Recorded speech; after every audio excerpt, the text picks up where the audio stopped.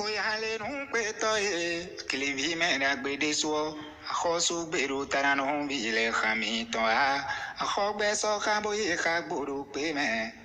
We suvi mera gbele bodo dagbeni deza, kani bada no nusini ukwevi, nuname koka sun poto vile singbe hanwane, nuname on masu o mekasu o kunosu, so hobasi havi simbedi. Nuname talo wianoto, adida bola ku convio, afijolu koso, beron virun, doizin rendula, boku ka glovile ramitonwe. Savalto sohawe kan mo wenu kho dogisi do ne won lewin eye me awan funto enoza ben hunto meton bo eno gbato na lorun to khoto izan afungono fofo eni soha yeme etogisi do wenu kho to ene to me on yede ne awan funfun sinsin kiti wenen ton lo lin pome bona sikunya khedo meji bona lile panukon yeme awan to meto wenen ton eyo hosu ka wabio mena khoton do eni no soji aga bayin alichoni meto emiton boni àwọn fun to gosin so enasiku yawo ton àwọn lo ona do sedemi tamayan ko mi deru fi tamayan ko yo e kasiro tamayan ko ma do chogudo ko wa chogudo ka do wen ko te ka we o ayin fi mi le din so yo je mi do mo yo ngosin atingo ko waje fia gago ni chingu su ko waje te fia kame khosu wenu emi gosin wawe wawa sabaru nde jero fren àwọn de ton ro fren bo khosu khatma mira khoton afun hono pa e wa gosin fren e ko afun hono ne wore nuwa amera khoton nje lo e gbana gone do e ana gone yi o nwa de menta kan vore e ro kwo mera ho o bana ino ari o khoton mi bori eja we o aran do se domina fi wa tedi mera ho ton wa tedi one e ka wa fi mderu ai nyon fi dion fi chogodo be si on ne a so ji mderu fi o khodo ni mi yo so iji ho be si odie ne ka begbe e wa ogre nu àwọn wenu me ron ko me po wa o so ji daga ne ja yo na ya o mo nu ona hon e zon bo fi so de ojen e mi baraki e wa ki so oji fi o sapata wa ka ton e sapata wa ka bo da asio ma tin to de pero mi jo ke kabo asim to matin to de na be ni sinfi musa no fio e wa no fi ya gosin fi bo ai so fi so da hoji ton e wa no e on zan dion mi na iton fi ero fio e we o ahoso ha ere ma pon yi gbo wa ero kwo emi senale ko yi sabaru ton ati bo me la hoten ro fioro fi emi le dion fio e ko doto ma to ko doto fi chogodo nko wa zede one to ko doto àwọn je hona we de wo do yi kaka wa do me cho ro fio me gbado be go sin so ji ton e yo be ya tan we be biani o dume fi ene yo ari ren na gbon fi o na le ton àwọn amelo sabaru ton e zo mo yo kari o ko fi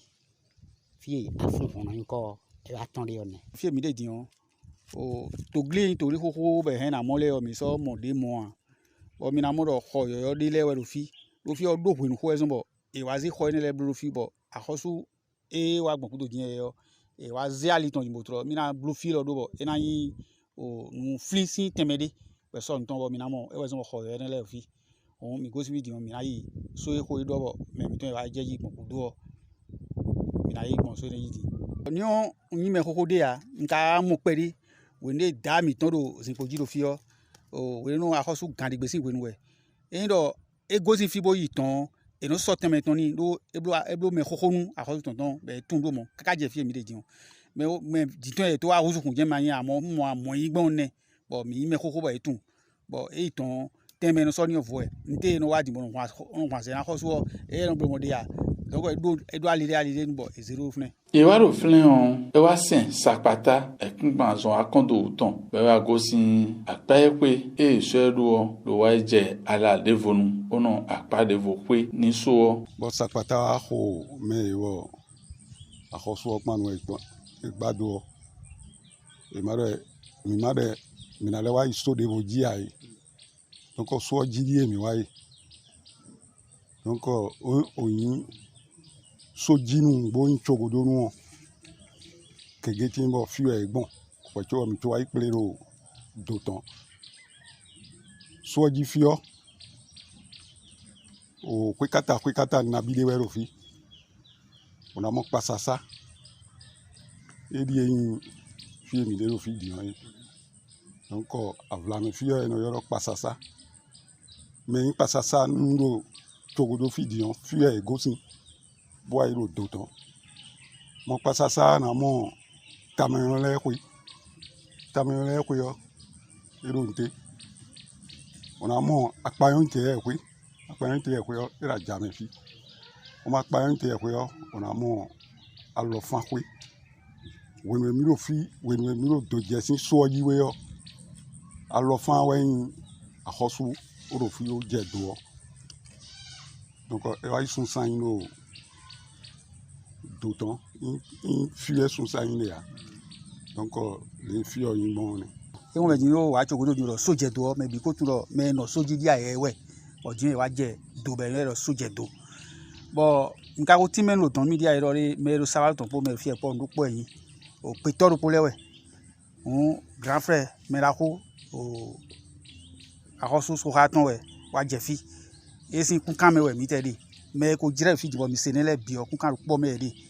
o sedo lo pe we a o nsan ha yo ta me ki ya mi ko e ko ndo po ene yin o alo fan we a apa yin te we a ka je me patata le bi jo kun kan po me mi di e wo ni wo mi te o mi yo po vi mi tun de a amoni on no soji a amo da ti o ro soji bo eje we nu e na je o e wa je te sin soji te jije ton e ka je te ra mo a mi te o ni on don ku no soji o amo no i konton lo soji bo mi ano wasame lo da ta de o sin da ohuna de sin kudo flen wa li oto bo po fie fofo mi ton azongume sin da de o flen o mi no parti ne o iboro o agbogbo e sin ko sin kwe sin flen mi no tetin flen mi blo quelques années le flen nous situation d'attente de mbro flen cho bo ai fine we ni on be seyi de bon blo seyi cp le flen c'est un kere ma blo flen wenwe no ngosi flen on mi ai fie mi de on metion mi ai flen mi lo techo da mi ton lo ko e je ko blo ji lo te bo progressivement wa blo ko ni asiton e bo a loger me pour mi no flen bo sou be mi lo flen on ai rondi ero jijigba we so ji de suno ten klo mo lo ton ten da ho lo ton bo e na fon na jijigbo mi na sukuro ten me mo e wo yiwe o so e mi je fi de o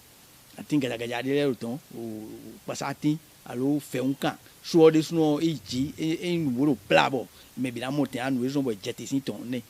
e mi ka jete o e ma ko blo ho lo te lo terrain ton de suno ji a mi to non fie ndo tin lo pasa me o mi no flen pere bo cho a gotin flen bo mi lo flen we je ho blo ji lo te bo blo ho e ka lian be blo ho bo asiton le no ho me bo mi no flen bo ya so me kaka je ho me da yo ni o pe vi nde bo mi ya flen si be ho me don lo ngodo fi o da si ofiche lo do fi o da si mo je fofo che we nu me fofo che yo e lo e do fi o da si di o teme ne lo ko la we do mi town Kruza gbono do gbe pon to hono pe ya mana jodo bo meto pe na o pe o ewezon be eme fi kunkan afun wono ton bo yin fi wo vitikli afun wono ton eyo elen bona no kondo pome na wa nu boni fifaniti gayo meton eme me ejoro khenu tameton yelo fivu afun wono ton eyin bo 60 lo pe yo me bona pe de ro chugodo basikule bloada ni novi kan e lo etetion ena levoti boni ekran legbon ye kaneme bale dogisi mede khenu eneon e wa dagba tam e romedi yo po bi mi ton e we delili oton bo ni do ndo flingaji yo au mai 2020 au 25 mai 2020 ouais et j'ai tout yan bo WhatsApp bo créer groupe WhatsApp bo mele biome sunu nyonu yo po me ko me ye bi biome bo mi je khodoji o je khodoji kaka je gudin bo mi amoro e o me kegero no ji bo etun ede ya bo mi ko je posuji henu mi ton mi ko je posuji ta me sin henu mi supo bo me le peji me le bénéfice e ka do to devoyer me bo e wa ko mo a me le ko bo mi so tun mi de ya fi ne wali ne wa de bo e o e mo mi no khodo se mi de mi mo photo le cho e na do me vi ko kan tun wa pe so mi do mi wa mo mi de bo mi do sentence pe bo mi aro mi de mo yo un ben tun ma wo dogbe nu to pe bi de le mo ko ton le o ka dogbe nu sunu yonu me ko yo pe ta e lo me o do e do churuton bo mi ka zen gbo e apa mi bo mi de kon dokuton ni bo nka mi do nu do e kun vodo fune o ko mi so ma vodo fune o lile dagbe mi do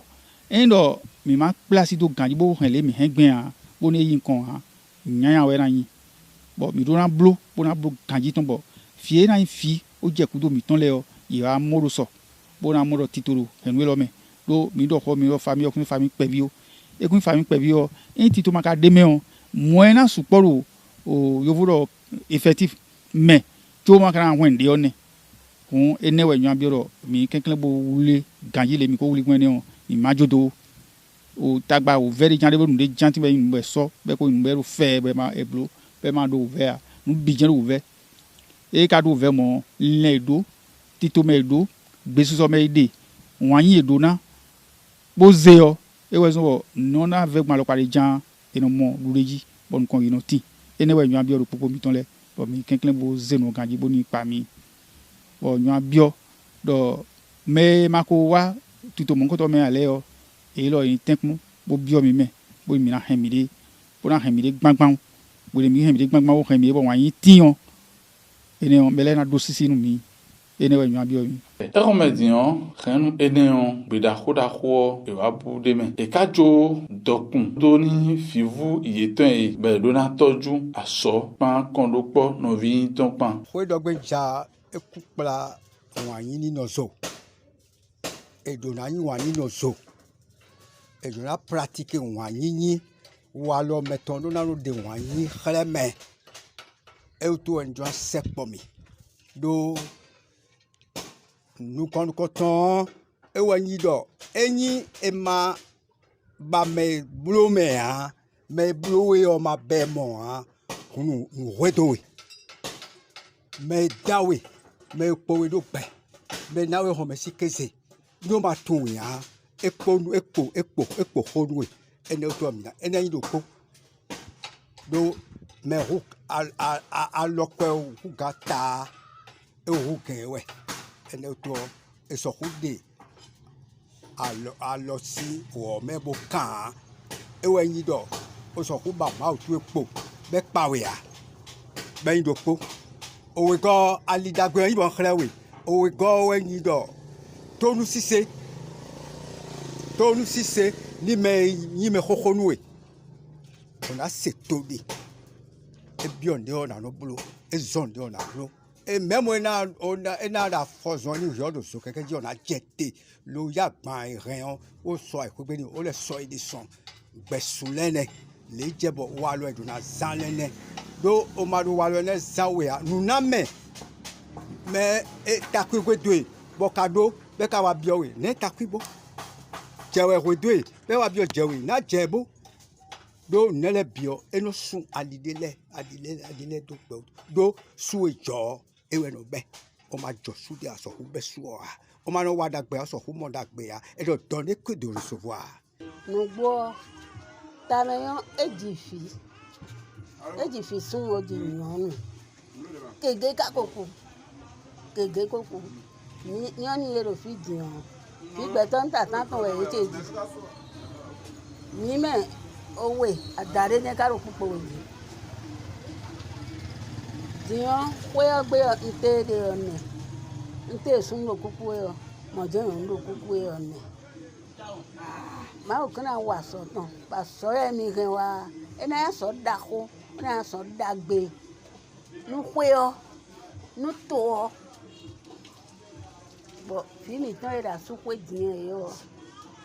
mi ro yiwe gbo mi ro yiwe o fi e yo de ro to nsewe de ka to nsewe ya ni bo tun yen ro be to to kun pe ono se tonu wa de we no se tonu o de ka no se tonu wa era su kwe ni de bu de gwa lo ta me yo kwe one fi emi on ka de yo alada kan kwe we ni on de ro fi de asuti alada kan we e ka ko ku o ni on ka ro fi de ni kwe gbe nde di on na do ni we me kokoro kwe gbe fun ti o mi me tan we mi asumi tan da me de ro de ni on ka ro kwe gbe fun